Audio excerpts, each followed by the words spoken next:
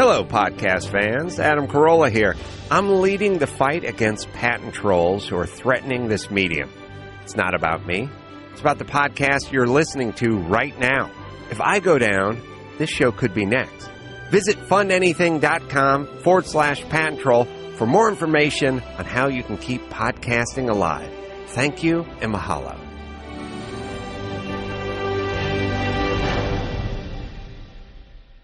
Barkbox is a monthly box of treats, toys, and goodies that'll drive your pup bonkers. Delivered right to your doggy door. And if you sign up at barkbox.com/Mohr, M-O-H-R, you will save 20% on a new pup subscription. Each monthly Barkbox contains 4 to 6 pawsome, full-size products, including everything from innovative toys and gadgets, all natural, healthy treats, and more. Rest assured, Barkbox would never send anything that hasn't been tested by their office pups.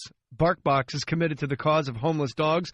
As a rule, they give 10% of their revenue to local rescues and shelters across the United States and Canada. In 2013, Barkbox donated over $150,000 to pups in need through a number of innovative social good campaigns. Let's help Barkbox give $1 million in 2014. You know how you can help? Save 20% on your new pup subscription by visiting barkbox.com/Mohr, M-O-H-R. Again, barkbox.com/Mohr to save 20%. Computers are designed to make running a business easier, including your mailing and shipping. Just use Stamps.com to get 24-hour access to the post office right from your computer. No waiting in line, no hassle. Stamps.com makes mailing and shipping easy. Just use the computer and printer you already have to get official U.S. postage for any letter, any package, at any time. Print the postage directly onto envelopes, labels, even plain paper. Then hand it to your mail carrier. They do the work for you. Stamps.com. There's no guesswork. They're going to send you a digital scale that automatically calculates the exact postage you need for any class of mail. You'll never have to go to the post office again.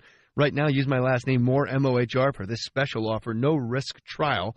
$110 bonus offer includes a digital scale, up to $55 free postage. Don't wait. Go to Stamps.com before you do anything else. Click on the microphone at the top of the home page and type in my last name, Mohr, M-O-H-R. That's Stamps.com. Enter Mohr. Put your name on it. Just put your name on it. That's all I say. Be a man or a woman. Put your name on it. Well, I'd like to hear about it, potheads. How the fuck you gonna know how to be great if you don't study greatness? Look at the game change. Donuts. If you want a battle, it's either that you will or you won't. You know, you're not a bad-looking man, Mr. Gals. But you are, Blanche. You are in that chair. There's something wrong with us. Something very, very wrong with us. Hey, man!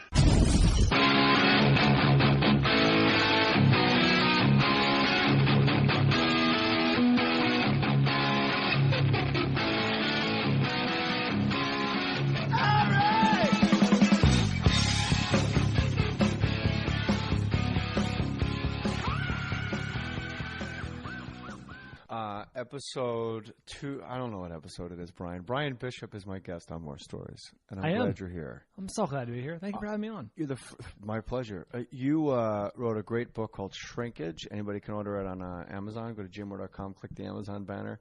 Now, I know through Adam Carrolla. People may know you as Bald Brian from the Adam Carrolla Show. Correct. I guess people that listen to this would listen to Adam, too. Those who do will know me as that. Correct. But I think, in all fairness, excuse me, I'm stepping on toys, but you should be Brian Bishop tonight because you wrote a book that was, I'm very impressed. And when somebody gives you a book of theirs to read and you're reading it and it's terrible, you're like, oh no. Now what? What am I going to say? And your book is great. It's called Shrinkage. It's Brian Bishop. You can order it. And I have an advanced reading copy. You do. You have one of the few in the world. Let me tell you the part of the book I like the most. What's Brian. your favorite part, Jay? In the acknowledgments. Mm-hmm. Jay Mohr, whose book Gasping for Airtime was one of the most shockingly honest books I've ever read and direct inspiration for this book. Thanks for coming by, brother. It's good to have you on More Stories. My pleasure. Brian Bishop, ladies and gentlemen, play him out. Shrinkage, play on words, I guess, because people that don't know you from Adam Carrolla, you had an inoperable, I guess, have an inoperable brain tumor. Yeah. And I love your book because it's a triumph of spirit, and it's I don't want to be like Tyra Banks and make it about me. Sure. But go ahead, just this once. But when I went through with my first son, the neonatal intensive care unit, it's like so unbelievably gut-wrenching. And everybody's got like a nutty like anecdote, and people want to go, I had a preemie, and now he's 6'4". I'm like, okay, great, but he's under lights because he's jaundiced and his heart stops, and I wiggle his toe to get his heart started again. But you do a really good job in the book of like explaining how I was very relieved when I reviewed in my mind my conversations with you when I found out about your brain tumor, that I don't think I fell into what everyone says. Which is what? Like how did you, I don't exactly require. What were your symptoms? How'd you know? How'd you you get know headaches? I knew headaches is off the table because I'm a WebMD guy. Okay. And you know what chapter title I like the most? What's that? Why you should never look up. Don't Google low-grade glioma.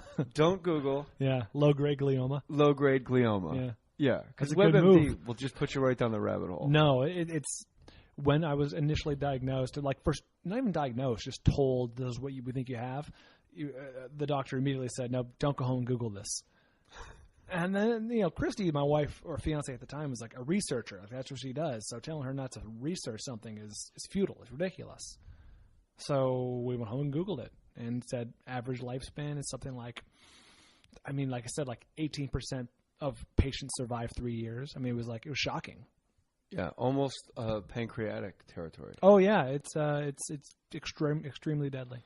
And you had a doctor. The first doctor you saw basically told you, I guess he was an Indian guy. The name, I judging by the name in the book, I'm guessing he was somewhat Indian or. Well, yes. Well, Dr. Harold Kumar is a pseudonym, right? As you can imagine. But yes, he was an Indian fellow.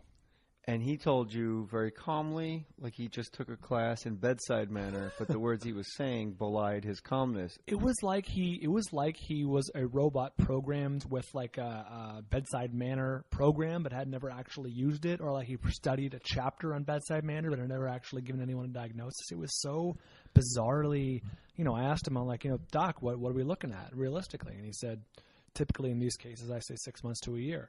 But not even, but nicer. Oh, no, yeah, I can't help but say it nicely. No, but he said it nicer is what I'm saying. Well, he said it like preternaturally, like, typically in these cases I say 6 months to a year. It's almost like a character out of Office Space. Yeah, yeah, medical Office Space. About 6 months to a year. Good luck. Here's a pamphlet. Yeah. So long. I'm going to need you to come back in a week and we can talk about your treatment options. Yeah.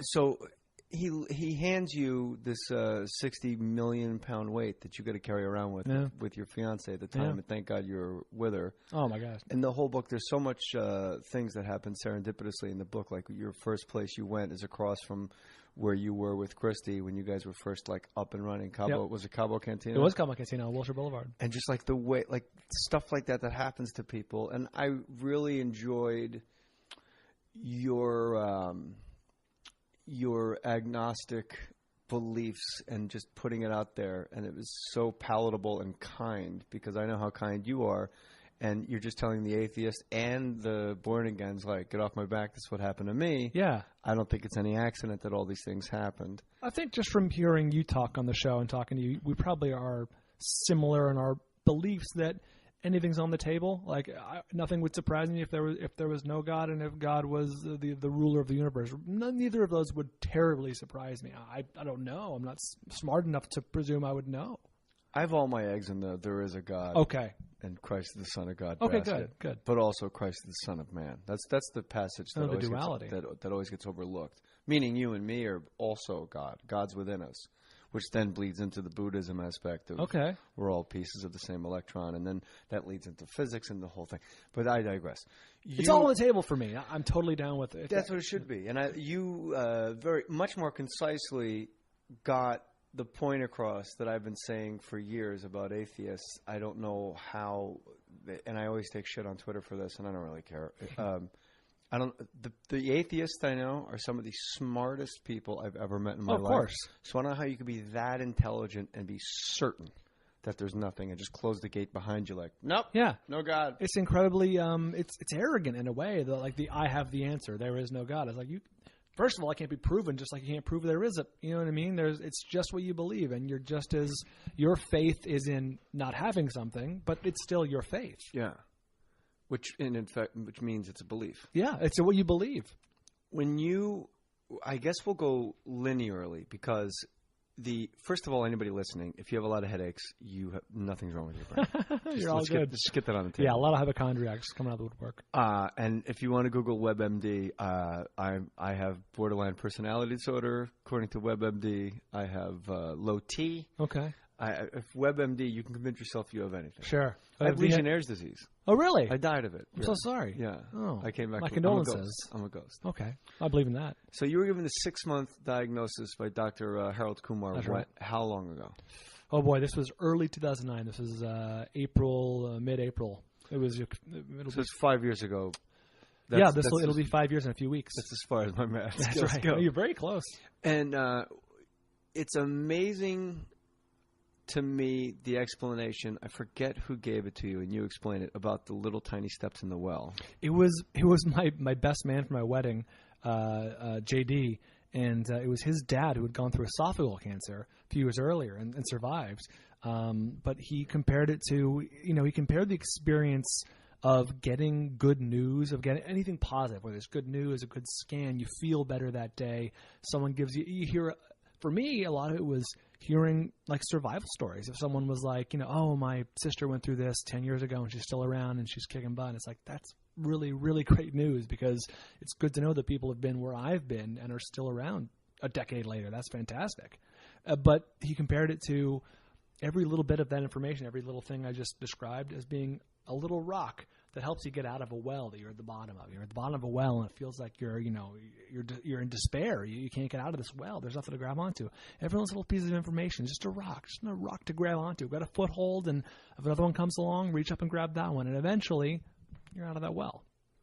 So every little information is a rock. Well, whatever it is that buoys your spirit. It could be information. Yeah. It could be you feel great that day. It could be a great scan. It could be, I don't know, whatever that thing is. I never heard that analogy before, and it blew my mind that its simplicity and how perfect it was, and the fact that it came from like your best man at your wedding. Yeah. I thought that was great. So the type of brain cancer you have is inoperable. Right. Because why? Of the location. It is on my brainstem, the glial cells, hence the name glioma. And it's inoperable because of the location. There's too much important stuff there. Cranial nerves that control my breathing and my swallowing and everything. I mean, breathing and swallowing. Yeah, those kinds of things. More important things than that. But I'm giving you starting low and going high. So little cranial nerves that control everything. And if one of those is nicked, you can be paraplegic or worse. So they didn't bother going near those. Do you get mad ever? Like how can like Dick Cheney run around Montana with a fucking baboon heart on all fours and like throwing his own shit on the walls, but like somehow they haven't, like during the course of this whole experience, were you ever angry? Like how have we not done this yet in medicine?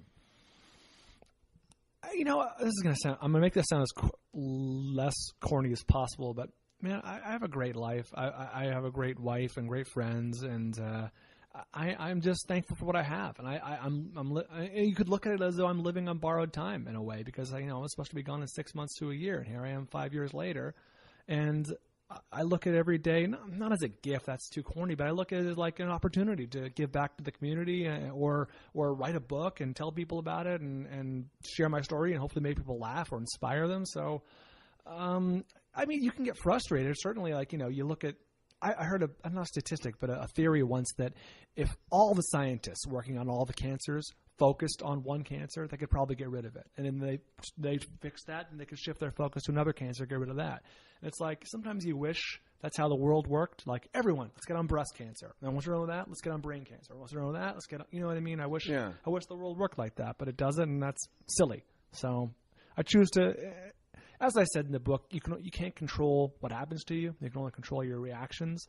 And I got brain cancer. I can't control that. I choose to try and live a happy life. You go through chemo, you go through radiation. Are you on the mindset of that you beat brain cancer, or is it a situation where you are living with brain cancer and you will be buried as an old man with brain cancer? That 100% the second. The chances are, just statistically, I'm going to die of a brain tumor someday. It's sad, and I hope that doesn't happen. I hope either it happens in 50 years, or I hope that it never happens, and I just die of something else. Whatever it is that takes me when the time comes. But statistically, that's what's going to happen. So I am living with a brain tumor, and it's not accurate to say that I've beaten cancer. I would never be so presumptuous to say, that I've beaten cancer. It's interesting to me, Brian Bishop. The book is Shrinkage. Go get it. The publisher. Well, it doesn't really matter. You don't care who the publisher is. It's on Amazon, guy it's on or Barnes & gal Noble. listening right now, just order it online or go to Barnes & Nobles and buy it for yourself. Buy it at Hudson News at an airport someplace and read it on a plane because it's inspiring. It's great, and Brian's a really great guy, and you're gonna just trust me. I put my name on it. He's the guy to root for. But when you talk about this is what I have a few things real quick, and then I got to ask you something in particular about the very beginning of the book. But you were given a 6-month. You were given a death sentence. Essentially, I mean, somebody told you 6 months. Yeah, to 6 a months to a year. 6 months to a year. To me, that's. I mean, I think to anybody listening, that's like, wow, I'm done. This is it. Like, what can I do in a year? I'm not going to learn to skydive, and why would I? That's absurd. But now that you're at 5 years, do you have any idea statistically? Because there's a lot of statistics in this book, but they're very palatable and easy because I'm an absolute idiot. And Brian wrote the book with great humor and great fun and very self-effacing. And but now that you're 5 years, the first stat you told earlier, 18%. It's something like that. Die within the first 3 years. Okay. No, excuse me. 18% live past 3 years. Okay. Make it to 3 years. But now you're at 5 years. So I'm wondering if that statistic is on like a curve. Like once you hit 5 years, do you know if it increases to like 30, 40, 50? Like every year you get more and more time, more statistic in your favor. Well, I don't know if you know this, or I've only heard this, that once you get to the 5-year mark when any kind of cancer, that's sort of that's a good place to be. As your probability goes up of making it for the long haul. But you probably appreciated the point in the story if you got there or not. I forget where I put it, but forget about statistics. You are a statistic. You are 100% of you. This is exactly what I was going to get to next. This is you are 100% of you. You, Jay Mohr, should not be lumped in with the statistics of everyone who has whatever you have, because that includes people living outside of your neighborhood, outside of the United States. Babies. Old people, young people, people with immunodeficiency diseases, people who have had previous illnesses, people who don't have the will to live, people who don't have access to top-flight medicine. Statistics they suck because they involved everything, everyone and everything, whereas I am 100% of me, of my circumstance, a guy who happens to live very close to a world-class hospital at the time and still do and still go there, and who has access to these great doctors and has the spirit to fight all the way to the end, no matter what happens. So, and on top of that, in a much less touchy-feely kind of way, this drug that I'm on, this newer drug they put me on that really turned the tide for me, I'm kind of in uncharted waters, to continue the analogy, because this drug's only been around for 6 or 7 years. So the fact that I'm at year 5 is really uncharted waters. So you're actually like a guinea pig for this drug? In a sense. I mean, it's been tested, it's approved and everything. Yeah, so it's approved and everything. But I am one of the doctor who prescribed it to me told me that people fall into one of 3 categories. They either don't respond and they don't make it. They respond a little bit and it helps them a little bit, or they respond really well. And I'm lucky enough to have responded really, really well. So as long as it's working, then they're going to keep me on it and hope for the best. And hope so far everything's gone according to plan. The thing you said about being your own statistic is really hit me in the face like a shot of cold water in a good way. Mm-hmm. Because medicine, it's like, if you ask a general what to do, they go to war. That's their job. If you ask a doctor what to do, they're going to go, well, we got to cut. That's my job. And they do the statistics. Like you said, there's some guy with hemophilia bathing in the fucking Ganges River that shits outside, and he's lumped in with your stem cell cancer. Yep. I'm never going to remember. Brainstem glioma. Glioma. It sounds simpler. Maybe it has Glee right in the way. Glee. It's a happy cancer. Jane Lynch gave you cancer. That's right. Because she's in Glee. So, but what you said and you just said it, but I have to reset it because it stunned me, and I think people listening will appreciate this. You are you used you're 35-year-old white male. You live next to Cedars-Sinai. Your fiance's name is Christy. So I, Brian Bishop, I am beating or living with, and I am okay with glioma. Therefore, I am one. And my statistic is there is a 100% success rate because no one is fucking me. I'm me. Yeah. Of guys named Brian Bishop who are fighting cancer at Cedars-Sinai with a wife named Christy and 100% success rate. Everyone's winning. And that needed to be written somehow in a book because so many people hang their hats on that. But you can extrapolate that to anything. The stand-up comedy is a great example. It's like, only 8% of the, or 2% of stand-ups ever make it out of them open mics. It's like, well, open mic includes everyone who shows up, crackpots and old people. You're funny. You should try an open mic sometime, Joe. That's exactly what I'm saying. It's like, that guy is included in the stats. Right. Real funny people, of people that are genuinely talented, maybe the success rate is 18%. Maybe it's 22%. People that have genuine talent. And all the guys I know, it's 100%. Exactly. Of all the guys named Jay Mohr. And all the guys that I hang out with, it's because I went to open mics with them back in the day, like the Jim Nortons, the Keith Robbins, the Patrice O'Neills, the Carollas, all those guys. And they had talent, and they worked hard, of course, but it's a potent combination. I'm going to tell you a story. I'm going to tell you why that hit me between the eyes. Please. The statistic story is when I was trying to make my oldest son, Jackson, I had to give a sperm sample, and you're supposed to have, I think, 20 to 30 million sperm per map of Hawaii. Per vial? Per shot. For delicious summertime drink in the Hamptons. What would Ina say about that? What would Ina say about that? About the delicious Hampton summertime drink? Oh, nothing's better than a summertime drink. And don't get me started on my omelet party. We would all drink Jay Mohr's jism, but there's not enough sperm in the batch. Don't tell Jeffrey. How bad could that be? Jeffrey shoots like a bull. Thank you for requesting, Ina. You're a good man. Love it. People are like, he's always shoehorning his impressions into the fucking vibe. Brian requested the Barefoot Contessa. Not enough, Ina. Don't tell Jeffrey. Oh, TR's coming over. We're going to cut dill. Oh, that's right. How much fun could that be? Not really. It's fucking dill, Ina. Relax. So I pulled up at like 50,000 instead of 30 million. And I was like, wow, I'm only 19 million away from being a million away from average. Right. It was brutal. And the doctor I went to, I said, so what are our chances of having a baby the regular old-fashioned way? And the doctor, I'll never forget this, Brian, sat back in his chair like a cock, sat back in his chair, his leg was folded, and it was like one of those big doctor chairs. And he leaned back, made like an okay sign, like a zero, and went, wow. Like, you have zero fucking chin. And I got up, I said, we're leaving. And I used to say this on stage when it was fresh and when it was happening and when it was new at the time, is you could have told me I have 0.0000001% of making a baby, but I'm going to hang my hat on that one because it's there. And you don't know me. And I said the exact same thing. I'm not in those books in front of you, bro. Yeah. And I got an 11-year-old and I got a 3-year-old. And then we went to a new doctor.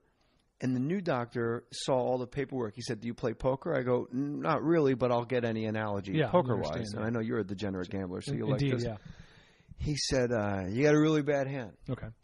But you don't know what's coming out of the shoe, and you don't know what everybody else is holding. You can play it. You can play it. And I was like, let's play it.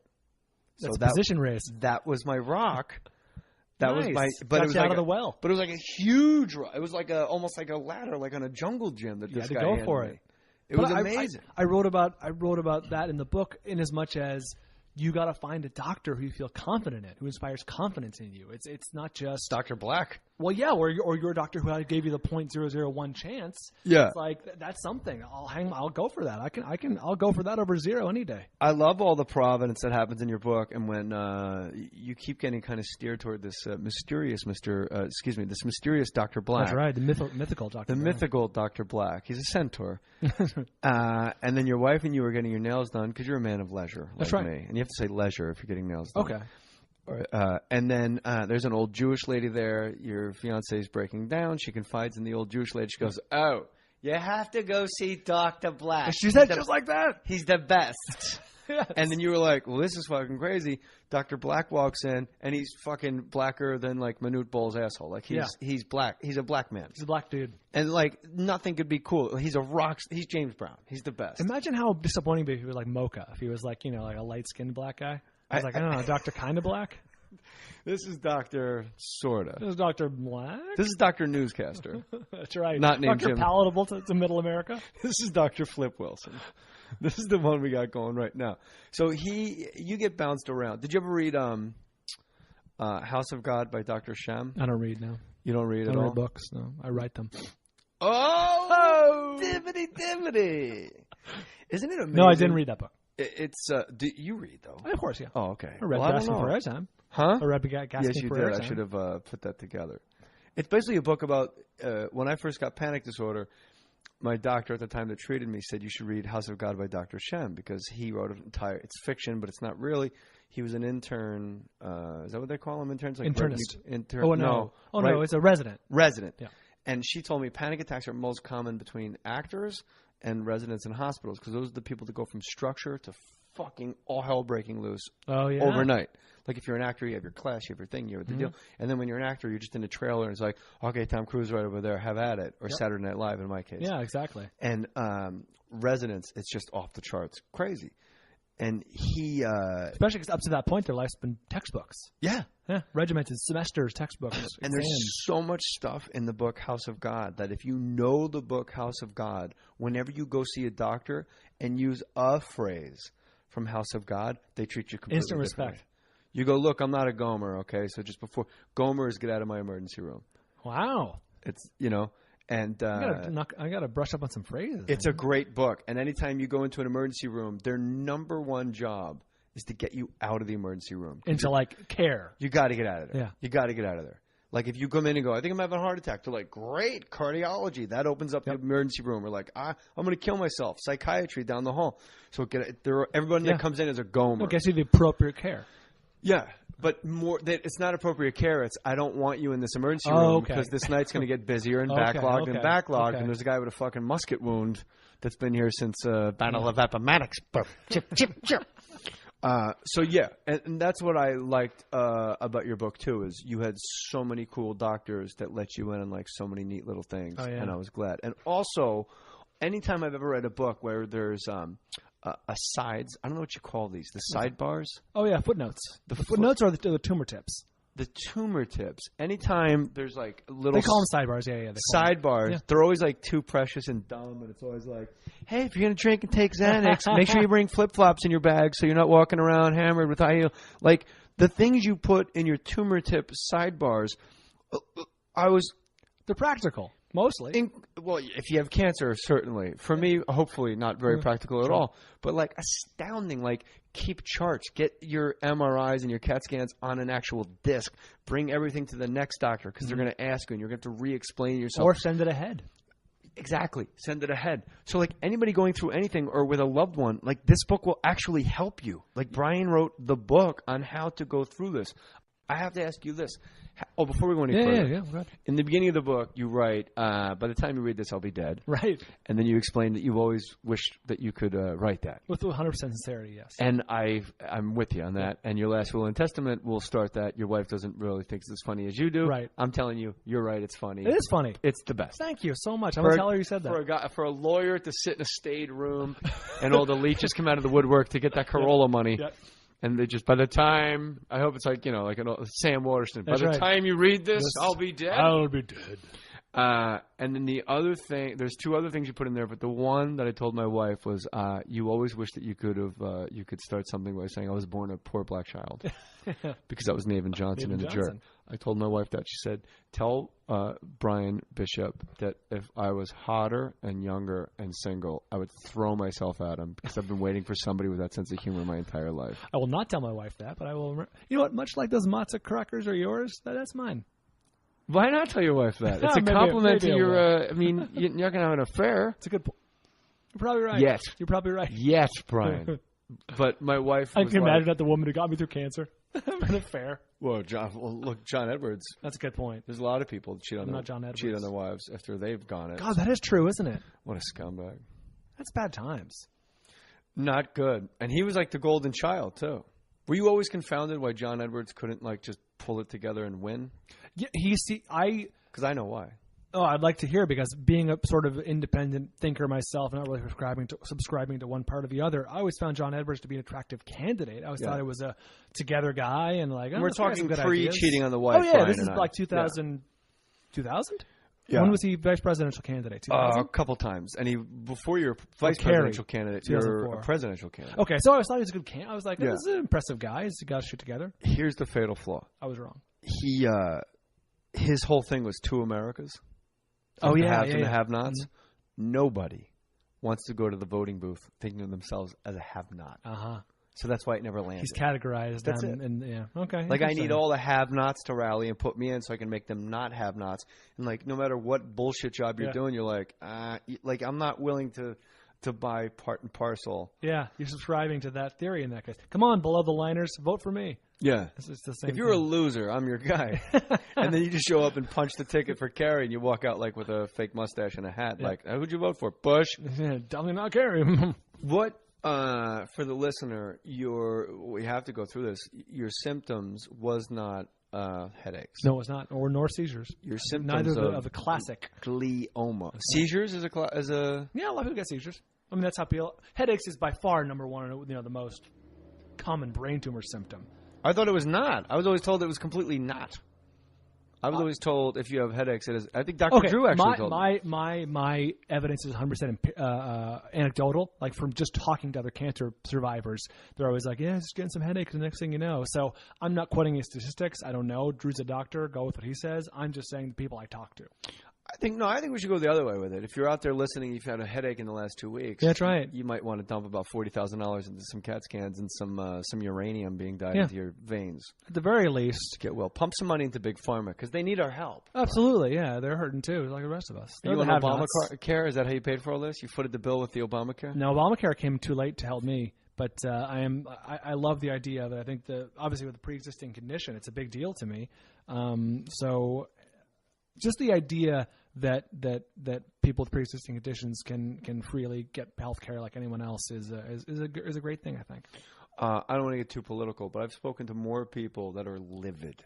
Really? And that got actually like fucked because of Obamacare and got bounced off or had to pay $200 extra for like OBGYN stuff if you're like a guy. Really? Like really weird. Well, if you're a guy, why are you getting OBGYN stuff? Well, you don't have a choice. It's just this. It's like it's part of the whole, like, this is what it all covers. And you're like, shit. I'm not getting that. And I don't have ball cancer and I don't have a vagina. Well, you know what to do, fellas. Get one or the other. Yeah.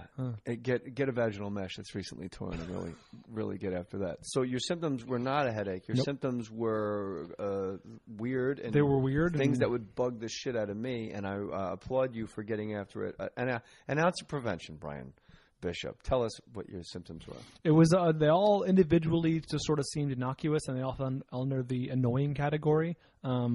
Initially, I just started getting a little numbness, a little tingling on my lips on the right side, and the corner of my mouth, and then my tongue, and a little bit on my scalp, and then let's see, I'd go to the gym. I went to the gym every day after work because the morning show ended at 10 a.m. So I go to the gym at 10:45. That's when you're doing the Adam Carrolla after he took over for Howard Stern on terrestrial radio. And it was right across the street, so I just went to the gym, and I'd lose my balance when I was jumping rope. I'd drag my foot, and I'm like, man, I'm not eating right, or something's up. I'm not getting enough sleep. I got up at 5:15 in the morning. And so it's like something's up. And then eventually it all added up to where it's like, these are a lot of annoying symptoms as opposed to one or two. So let's get it checked out. You thought you were allergic to Cliff Bars. Well, because that was part of my morning routine. And right around that time, my mouth would start to be a little tingly, a little numb. And I'm like, what's going on here? It just happened to be at that time. And so all those little things add up. I thought it was, I did the WebMD thing like you would do. And they proposed that I may have had a TIA, which is a mini stroke. Mini stroke, yeah. They proposed that I may have had some other stroke type of thing, or that I may have had a MS. That was their sort of number one diagnosis. I don't think WebMD proposes cancer for too many things. I don't think that's really what they do. Yeah, you can't unring that bell. No, seriously, you send that through somebody's MacBook, like you might have cancer. Holy moly! Can you imagine? I think that should be on the homepage. If you're reading this, you most likely have cancer. If you ended up here, let's be honest. Let's not bullshit a bullshitter with cancer. Now, for a month, I thought I had MS. That was another interesting part of the book that I liked. It's called Shrinkage. It's by Brian Bishop. I encourage you to read it. I thoroughly enjoyed it, and Brian's a friend of mine. Me and Brian have always gotten along swimmingly, so I had a little anxiety reading this book. I get 5 pages in. I'm like, great. I'm up and running. I'm off to the races. This is good, and I think you're really doing people – your words, give back. I think this book, this is a textbook of how you can get through something with the right attitude, the right doctors, perseverance, grabbing those rocks, coming out of the well, And the part that really hit me, as you know, as the happily hombre like you are, having that woman by your side that's not a pain in the fucking ass, and quite the opposite. No, quite the opposite. Absolutely, just the lighthouse in the storm that Christy was for you. Well, she's the star of the book. I mean, I'm the main character for all intents and purposes, but she got me through everything. Sam Rockwell. She was the Sam Rockwell of the book. You don't even know Sam Rockwell. No, I know exactly who he is. Steve Carell, and then you're like, fucking Sam Rockwell stealing every goddamn scene in this fucking movie. What were we talking about? I'm talking about how you said you're the star of the book, right. But she steals it. What did he steal? Every movie he's in. Oh, okay. I'm sorry. I thought you were talking about a specific movie they're in together. Okay. Yes, Your wife Sam Rockwell and steals Sam every Rockwell movie he's in. did a very right. private movie. She's the Sam Rockwell of this book. She is. She was my 100% full-time caregiver for a while, 24 hours around the clock, because I was using a walker for like months. Like I couldn't do anything for myself. And Christy got me through everything and deserves even more credit that I can heap on her in this book. When you walked here from your car, when I was out on my arbor, I saw that you had a bit of a limp. What's that? That's, people ask, are you all recovered and everything? And I say I'm 90 to 95% recovered. I mean, to look at me right now, I probably seem pretty good. But, when I do walk, I have a little bit of a limp, and that's because my left ankle is just not strong enough I can hardly move my left ankle on its own. It's just those little things that are lingering, and I'm trying to. It's like the last 10 pounds of a diet. It's the hardest part. It's the last 5%. But it's the last 5% of beating cancer. No, it's those last. I probably never be able to do the athletic things that I did, at least not with my leg. But I'm going to do my best to get there and try my hardest to rehab it. And so it's been a long nothing time. New. It's not like no, this is lingering. This is okay. Because I only see you standing. This is the residual effects of when I was on a walker full time. So you can imagine how much better I've gotten since then. Okay, good. Because when you came up, I went, "Oh, look at this! I do have a little bit of a limp, and I try to mitigate that, but there's only so much I can do. Just like grab your dick and act like this. How like a pimp lean. As the Beastie Boy said, nothing wrong with my leg. I'm just B-boy limping. All right, I got a boat to eat shrimp in. I think I should get a cane just for decoration, not to actually use, but to swing around. I do, and I think you should. It might help your ankle a little bit, and then if a Donnybrook breaks out, you got something to swing. Okay. Because you and Allison Rosen together, like at a Wilco concert, and you know how fights break out at those all the time. Yeah, and we get back to back, and we cover each other, but there's only so much you can do. Yeah, if you're with the ace man, you're fine. Oh, you're taken care of. Yeah. I don't think people realize that guy he can scrap, knock anybody out. There's not too many people in comedy, just him and Rogan. Entertainment, who could. Just him and Rogan. Yeah. He's got a lot of reach on Rogan. I mean, Rogan's a tough dude.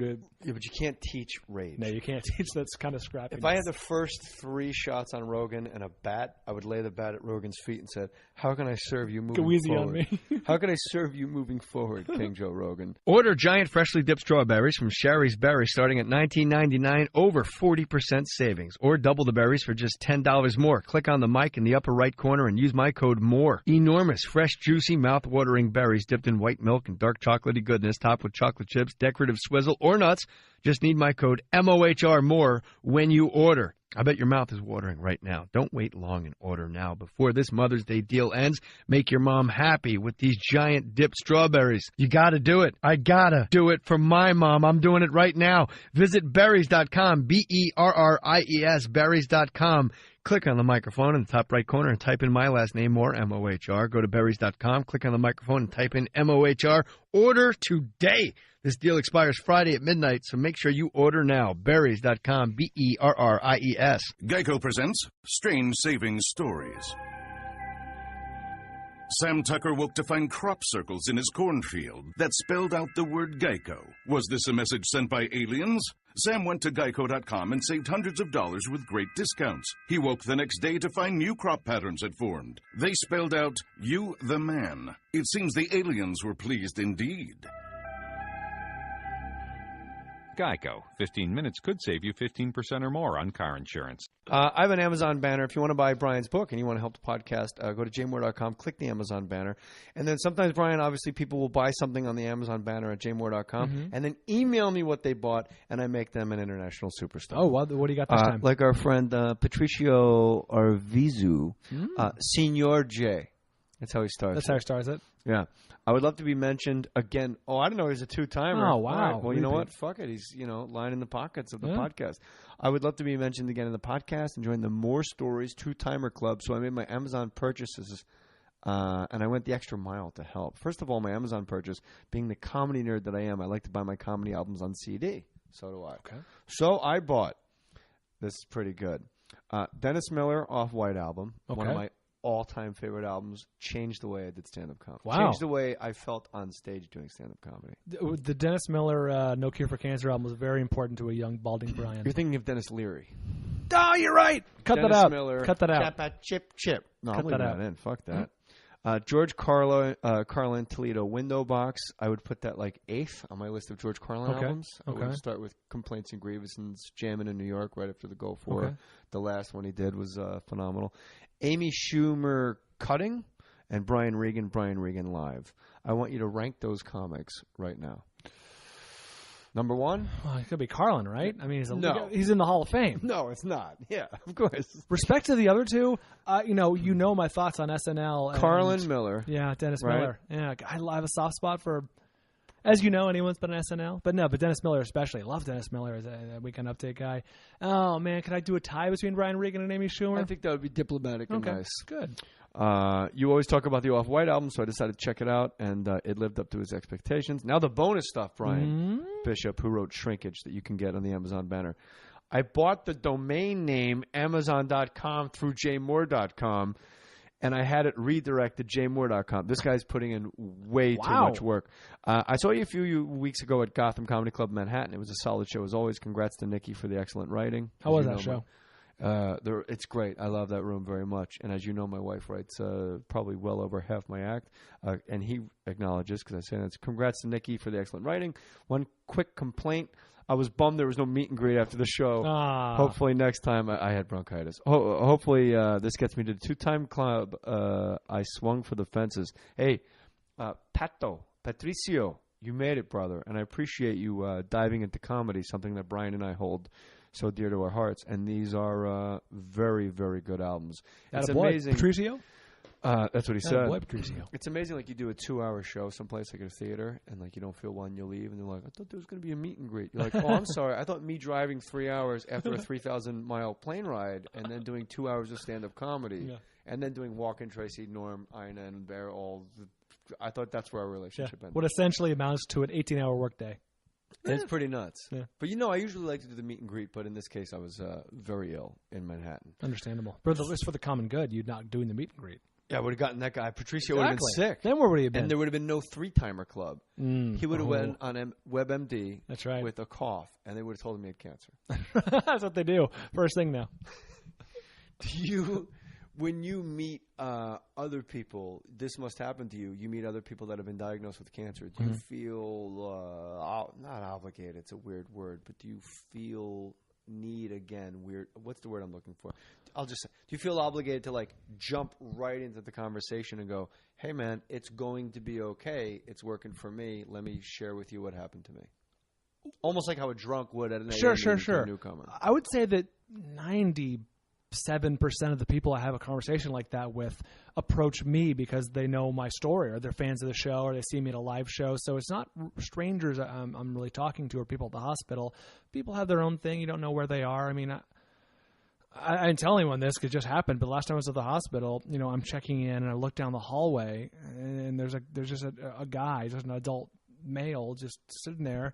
And he's just crying. He's crying to himself. His shoulders are heaving with sobs, and he's sort of like he's leaning against the wall. He's holding himself, and he's just crying, man. And I'm looking at him, and of course I'm not going to go up to him because God knows maybe he was just told his wife or his kid has got a month left, or the chemo isn't working. I don't know what it is, but was he a patient or no? He was a patient. Yeah, sorry, okay. He wasn't a doctor. He was a patient.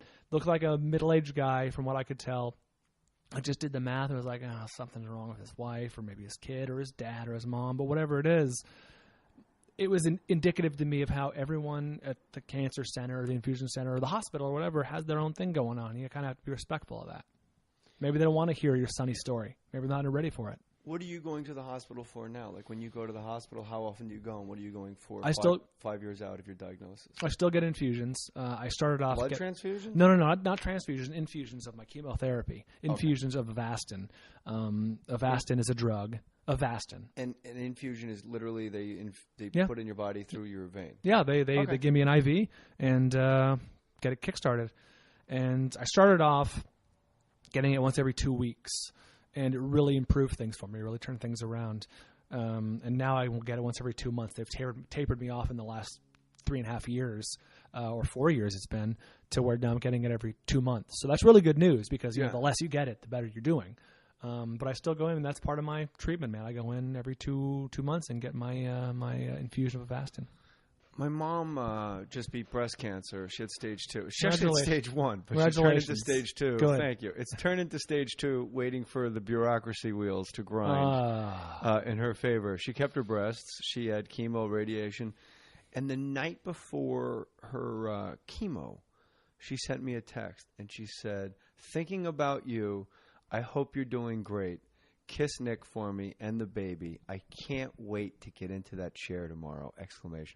And I thought, you have to be kidding me. That's amazing. And I didn't know who my hero. I never really had any heroes growing up. And then at 43 years old, my mom shoots me a text. I can't wait to get into that chair. How much of a positive attitude, in your opinion, because I know you're not like a damn cancer expert, you're a Brian Bishop, this cancer is what's expert. happening to me expert. Yeah. How much of a positive attitude do you think and actually leads to a better outcome of your situation? Or it doesn't fucking matter. That's so hard to say.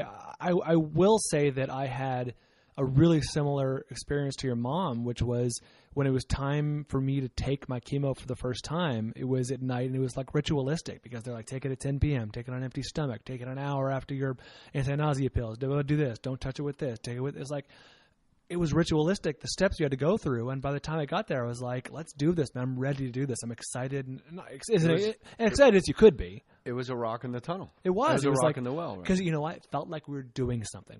After all this talk, after all this planning, after all this scans, doctors being shuttled back and forth, meeting ones you didn't like, ending up with the ones you do like, telling your parents you have cancer, all this stuff, you're finally doing something. And it felt great. So you had a very positive attitude. I guess, yeah. And...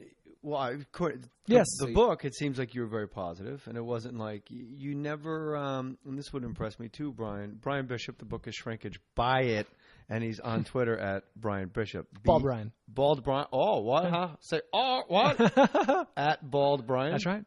That's a great handle. Oh, thanks, man. I mean, I know that's your nickname over at the Carolla spot. Right. A little less overhead here. Okay. As you can see. No, there is something overhead. Yes, that's something. But a little less. Sure. There's not like Paul Newman's car and a fucking 3D hologram of Tupac's family. Not Tupac. No, there's some children's off-road vehicle. Yeah, there's not Paul Newman's cars. Yeah, I don't make him wear a helmet either. Does that make me a bad parent? No. I swear to God, he goes down the street on a scooter. I'm like, go for it. Do your thing, man. I forgot what I was going to ask you. What was I going to say? You were talking about a positive person. Because I can't talk. You asked about a positive You come across in the book as a very positive person, and so I just wanted to know if you thought that actually helps. Basically, I'm asking the same question twice. No, I'll answer it. I know how fucking douchey this is going to sound, but I really do think it does help. And it sucks. I know it sucks because I know there's hundreds, maybe thousands of people out there who their parents or their brothers or their friends or whoever were positive there were going to be cancer and they didn't. So it's not a 1-to-1 ratio, obviously. And I feel like an asshole saying it. Like, yeah, positive. You got to be positive and upbeat because positive and upbeat people sometimes die of cancer. It sucks, but I think it gives you a better chance. And what do you have to lose? Exactly. Yeah. What's the harm? What's the harm?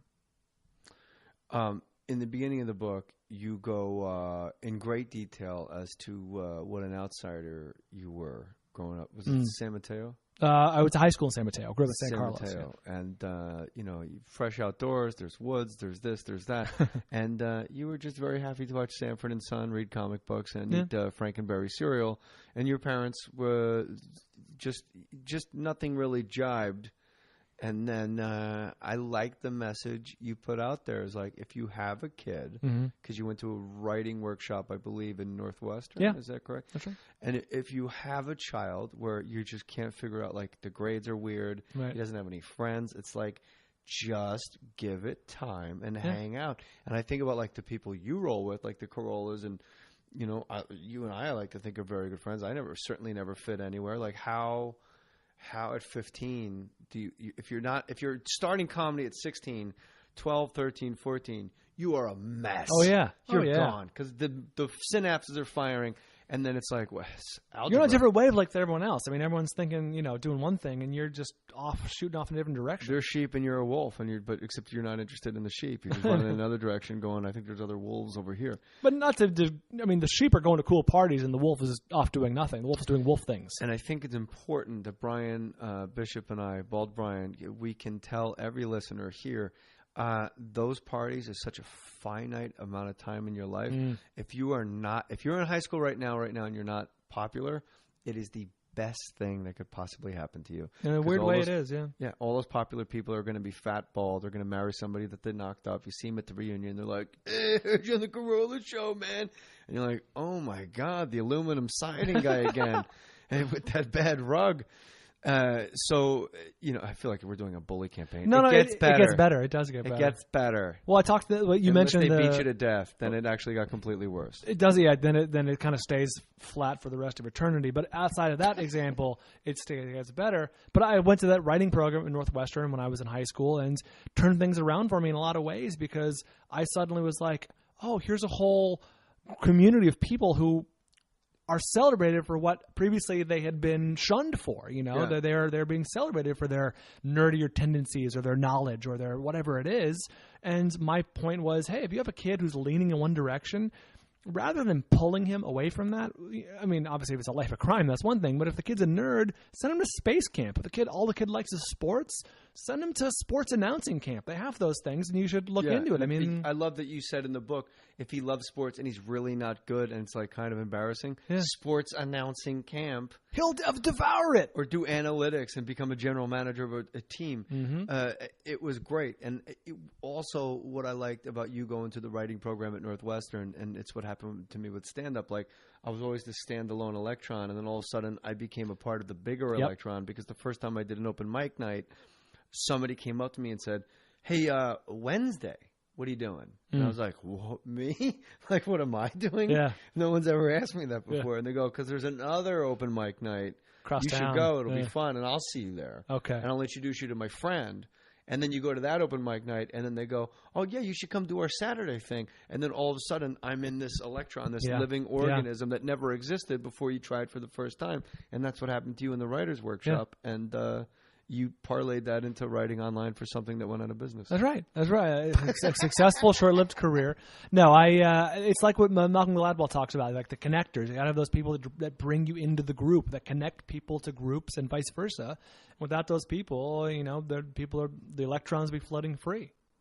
I love how you call bullshit in the book about program directors and radio, and I don't want to give too much away because people need to read the book because it's funny, it's poignant, it's beautiful, it's sweet, it's heartbreaking, and it's triumphant. And that's my review. Oh, wow. Can I add another blurb from Jay Mohr? Of the book, yeah. How often I mean, I know Adam does his podcast every day and you do sound effects and you produce, but I mean, so obviously you go every day. Mm-hmm. So then why aren't you there right now? Oh, Adam is shooting Road Hard, his movie. And we're shuffling the schedule around. We're gang taping a few on Sundays and then Sounds a few. Hot. It's awful. No, it's not. Actually, it's great because it affords me a chance to do something like this. I couldn't normally do something like this in the evening. You're gonna next time you see Allison Rosen, you're gonna have to go. Hey, I had a book coming out. I want to tell you. The guy put me. I feel bad because Allison and I have been doing this dance. Yeah, she's more than welcome. I love Allison. Well, the schedule also makes it tough. So it's a good combination of finding a day when you're available. Yeah, and I got kids, and so the whole thing. Like Allison's been in the hopper. She can't be around kids, huh? She can't be around kids. No. You didn't see the Megan's Law? Okay, she's one female on Megan's Law's website. We'll talk after the show. You're out of your mind. I'm sorry. I believed you too. It's great. You really did for a second. You're like, what? I did. You're a good actor. And then, thank you. Whenever I'm on the Adam Carrolla podcast, your one-liners are always sublime. Oh, thanks, man. It's never It's never the fastball down the middle. It's always like painting the corners. Yeah, you paint the corners better than anybody. And then I always give you that look. I can picture how we're set up in Carolla's studio when we do it. I'm always like, nice. We're kind of like this. We're about another 10 feet away. Yeah. And then Allison's here with the news, which it seems to be getting shorter and shorter and shorter. Adam likes to yell more and more and more. And I feel bad because when I'm in, like I'm like Jupiter, like I just suck things towards me because of my gravitational pull, not in a good way. Right. So like it gets to the point now where like if I'm on a radio show and another guest shows up, I excuse myself because I know the other person's not going to get a word in because I'll be you have like, a reputation now. This guy's book got everybody pregnant, and they'll be like, oh Jesus Christ, he's been here an hour. Here's some commercials. Listen to this. We're coming right back with Bald Brian from the Adam Carrolla podcast. Let's face it, folks, sending online flowers sucks. We've all been burned. $19.99, that's what they tell you. And then somehow they bill you $74.50. And what shows up isn't what you ordered. It's mostly dead. And then you get spammed on your online account nonstop. That is why the geniuses at the Bouqs, B-O-U-Q-S, the Bouqs.com launched a whole new way to send flowers. That's the Bouqs, B-O-U-Q-S.com. Bouqs because they took bouquets and simplified them. The Bouqs.com sends flowers straight from sustainable farms located on an active volcano in South America. Seriously? Is this copyright? Hey, Maddie! Yeah, wow, that's real. Volcano flowers. And they charge a flat rate of just $40 with free delivery. So your loved ones get beautiful flowers and you save cash. For this Mother's Day, the Bouqs.com is offering 15% off plus free shipping when you use my promo code MOHR, M-O-H-R. So go to thebouqs.com. That's the Bouqs, B-O-U-Q-S.com. Click on the shop button at the top of the page and send that special someone a Bouq. Don't forget, order today with promo code MOHR, M-O-H-R, to get 15% off and with free shipping on flowers from a freaking volcano. Man. When shopping for car insurance, consider this. Geico has been saving people money on car insurance for over 75 years. So if you're serious about savings, it's simple. Go to geico.com. After 75 years, they know how to save you money. The Kentucky Derby is right around the corner. It's this Saturday, May 3rd. One of my favorite events. It's one of the greatest events in all of sports, known as the most exciting 2 minutes in sports. This year, it's the 140th running. TwinSpires.com. This year, just don't watch the Kentucky Derby. Bet on it. Win money. It's always more exciting and more fun when you got some money on the line. There's no better place to bet the Run for the Roses than at TwinSpires.com. TwinSpires. TwinSpires.com, the official online wagering site of the Kentucky Derby in Churchill Downs. TwinSpires.com makes betting the Kentucky Derby easy and fun. Signing up for an account is free. Takes only a few minutes. Plus, TwinSpires.com is U.S. legal and licensed. Nobody's going to knock on your door and bust you for gambling because it's all in the up and up. Don't wait.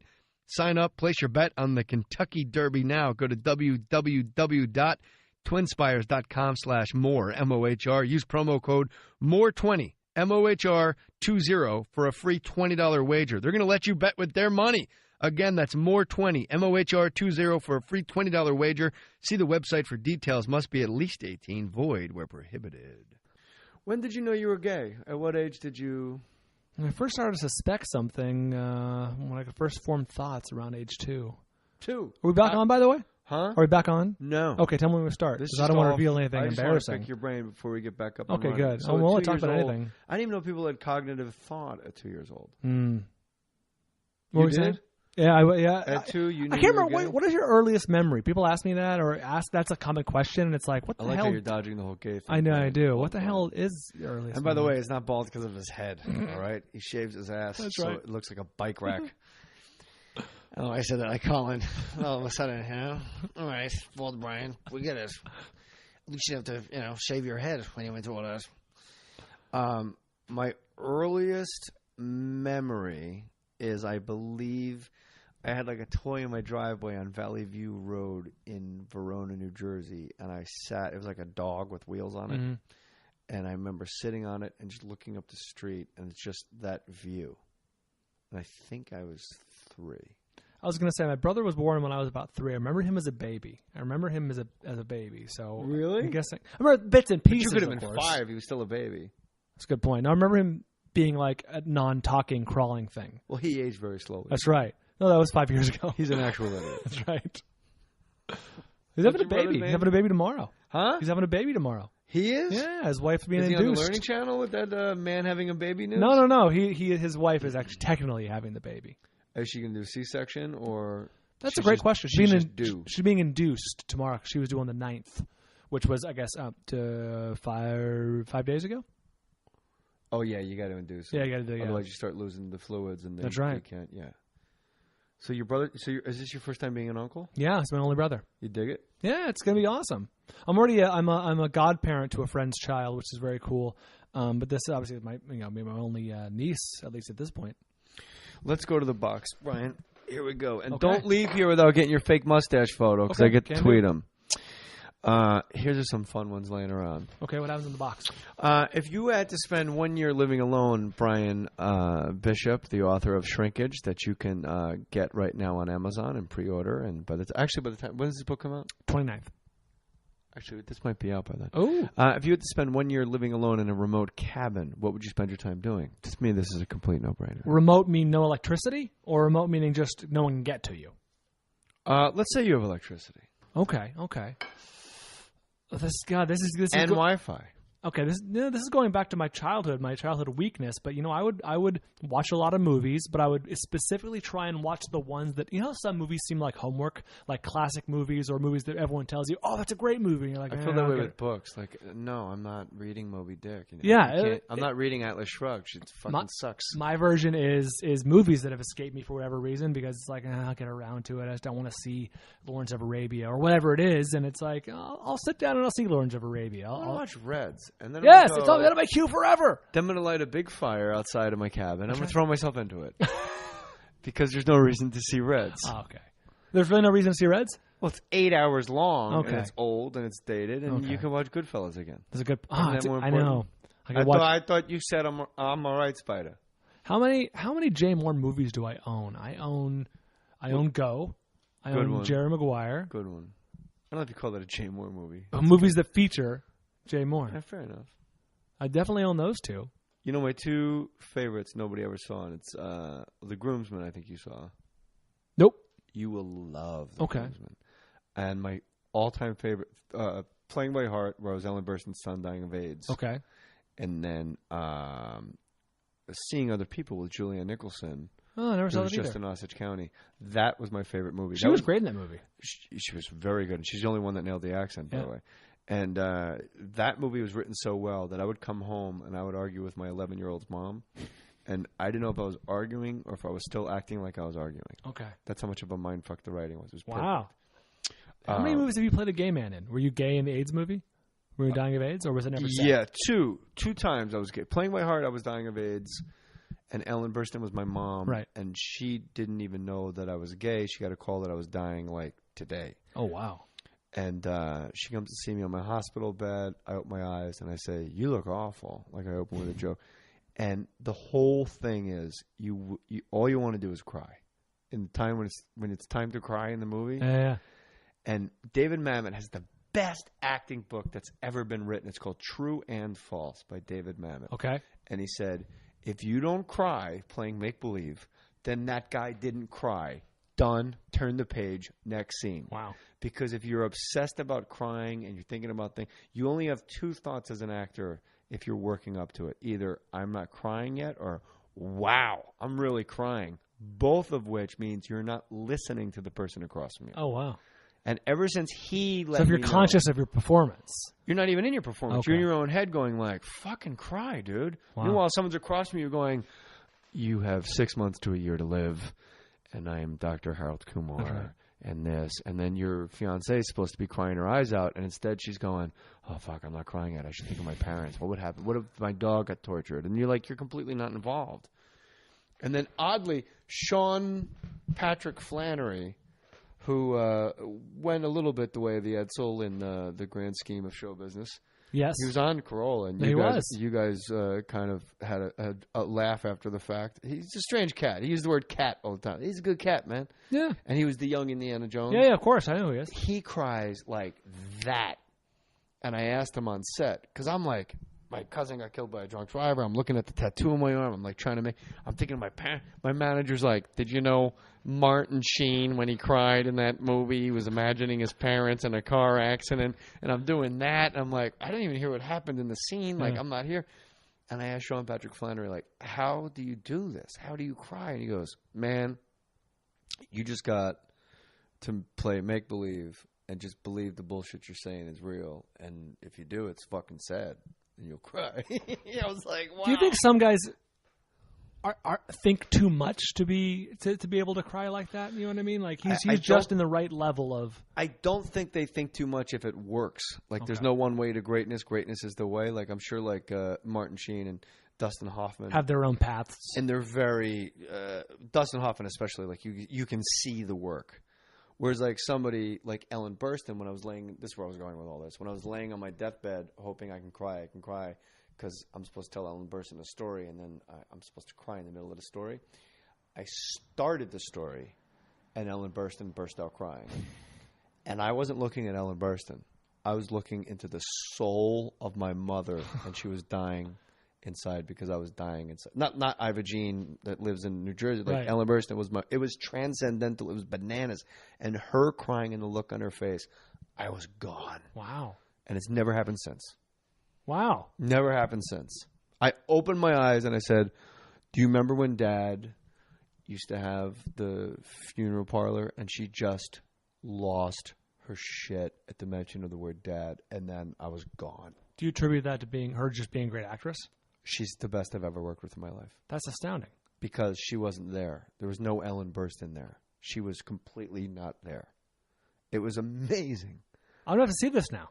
It's a good... Do you have a copy? No, I have nothing of mine. I got a couple books stashed away for like people that want them for silent auctions and stuff. Angelina Jolie is in it. Ryan Philippe is in it. Jon Stewart is in it. Does a nice turn. Gillian Anderson is in it. Jenna Rollins and Sean Connery are in it, and the original title is Dancing About Architecture, because they say talking about love is like dancing about architecture, and the studio made them change it. Too heady, I guess. No, it makes sense. I mean, it sucks, but I understand that. But it was like a perfect Lemley 5 movie, Dancing About Architecture. Yeah, totally. So you're now happily married, correct? I'm married. I don't believe that for a second. No, we're very happy. Children, what's the deal? Yes, no? Maybe Same as you. Well, I mean, in the sense that, because I'm on continuously on chemotherapy. Oh, that can't be good for your sperm. Well, here's the thing. The drug I'm on is technically a steroid. It works more like a steroid than chemotherapy. So while it may not have an adverse effect on my sperm, it's not smart to chance it. It's just not, the data's not in. They've never done any studies because it's only been being used for 6 or 7 years. Like, there's just not those studies. And I've asked doctors about it. I've asked experts about it. And they're like, you might be okay. You might not. I certainly wouldn't chance it. But what if she gives birth to, like, fucking Spider-Man? And it works in your advantage. That's the good side. Radioactive Spider-Man. You can imagine the bad side. You got the amazing Spider-Man with James Garfield. Andrew Garfield. Shit! Andrew Garfield. Anyway. That was like watching my dad work on a car for an entire day and then finally losing it. But it was truncated into a second and a half because you said the wrong Garfield. Yeah, I did. I wish you just said Garfield. It's like you put the steering wheel on upside down or backwards, facing the wrong way. I wish you just Garfield the cat. Garfield the cat. Like, starring Odie. So fucking nuts. Yeah. Like, he likes lasagna. He's Spider-Man. Oh, shit. Mondays, he hates him. God damn it. Normal's his enemy. Your dad and your parents, I think this is important too, is through this entire process of you having glioma and having to tell people. Glioma. That's what I just said, didn't I? No, I've hit the glee. I said glioma. Yeah, but hit the glee. You know what I mean? Glioma. I'm going to say like Oklahoma every time. Glioma. The more I say it, does that bring me closer to cancer or does it push it away? You should get checked. You should get a scan. Oh, no, okay. Do you know you look oddly like Dr. Drew the longer I look at you sitting Really? here? Yeah. Oh, he's a good-looking man. Yeah, so are you. I should be so lucky. You're a handsome dude. Oh, thank you. Christy wouldn't marry some ugly dude. That's true. She got too. She's very shallow, and looks are all that's important to her. That's right. So thank God I'm at least married you for that radio money. Radio money. Beautiful bald head of yours. I was making no money when we met. So embarrassing. How much an hour? Oh God, when we met, I was making probably $28,000 a year. And you were on minimum. You were not on minimum. You were on minimum wage. Mm-hmm. Where was it K-Rock? And they actually raised the minimum wage in the state of California. And K-Rock was like pissed because we have to raise 40 cents. We have to raise the pay for our phone screeners. How the fuck are we going to stay afloat playing Blink 182 and 311 records if I got to pay Brian Bishop 40 more cents an hour? That's right. It's coming out of someone's payola. You had to call your parents and tell them you had cancer. I did. And it's not something I encourage anyone to do. Walk us through, because this is what I like is how aware you are. And this is something I've never heard, read, or seen this way of behaving with this horrible, horrible, horrible, horrible news that you had. And that is you were uber concerned with how it was going to fuck up somebody else's day. I really was, because my parents were on vacation. But I mean, everybody you told you were like that. And I've never seen or read, nobody really shared that angle like, fuck, like this is going to ruin his day. Well, imagine the psychological... I'm more selfish, where I would be like, you need to be a little nicer to me because I'm dying. You need to hear what's coming out of my mouth and sympathize. Harold Kumar told me I have 6 minutes to live. So this got to end quick. Imagine the psychological burden that places on your soul knowing that I'm about to call someone I love, a friend, a loved one, a family member, a parent, and they're going to answer the phone in one mood, probably good, probably at least okay. Hey, Brian, what's up, buddy? And they're going to end the phone call. Their life's going to be changed for the worse because someone they love has cancer and probably has 6 months to live. That sucks to be the deliverer of that news. Now, were your parents at home when you had to call them? No, they were on vacation in Lake Tahoe. Truckee, but close to Lake Tahoe, California, and they were with some high school friends who they do once a year. They were hanging out at the cabin. They were barbecuing. Don't rush music, through this because this is great. So they go up there once a year. This is annual their trip. thing. Yes, my dad's high school buddies, and my mom, of course, was close with them too. So they go up to Truckee once a year, and they get together because they're from all over the West Coast. They don't live close to each other anymore, but they still get together, and they're high school buddies. And they went to school all 4 years, and you know it is with your high school buddies, and they get together once a year, and here's the scene, man. My dad is a barbecue champion. He's won a competition before, so he is technically a barbecue champion. And he's got the barbecue going, and he's got the music going. My parents are great entertainers, and they got that, probably Boz Scaggs, something mid-'70s, maybe some early Chicago. And I'm trying to set Danny the scene. Seraphin on drums, the real Chicago. Yeah, with Bill Champlin and with Peter Cetera and the whole thing. And so they're rocking out some easy grooves, and I knew I was going to see them the next day because, keep in mind, I'm engaged. They're throwing a shower for Christy the next day, or 2 days later. We're going to see them the next day. So I'm like, they're on vacation with their friends. I'm going to ruin their whole time, their whole lives, basically, and I'll just tell them tomorrow. I'm going to see them tomorrow. And Christy's dad, to his credit, says, I think you got to call your dad. Explanation and description of Christy's dad, by the way. Man, a few words. I would call him... Picture Tom Brokaw just picture Tom Brokaw. That's right. Only not talking as much. He's a man of few words. He's taciturn, but a great man. And he was listening quietly as I was talking to Christy and Christy's mom about, do I call my parents? I'm going to see him tomorrow. I'll see him tomorrow. I'll tell him then. I'll call him tomorrow morning maybe, or I'll just see him. This is news you tell people in person. And he just, quietly sits there and he says, I think you got to call your dad. And I knew he was right. And so I called my parents and asked him to go, in a quiet room because I had something to tell them, and it was bad news. And what was the first thing you heard when your parents picked up the phone? Oh, music. It was music, and my mom answered. Chicago, heard the music, and I, chatting in the background, and everyone's having a great time. I can't believe we're smoking pot again. Oh, it makes so bad. So bad.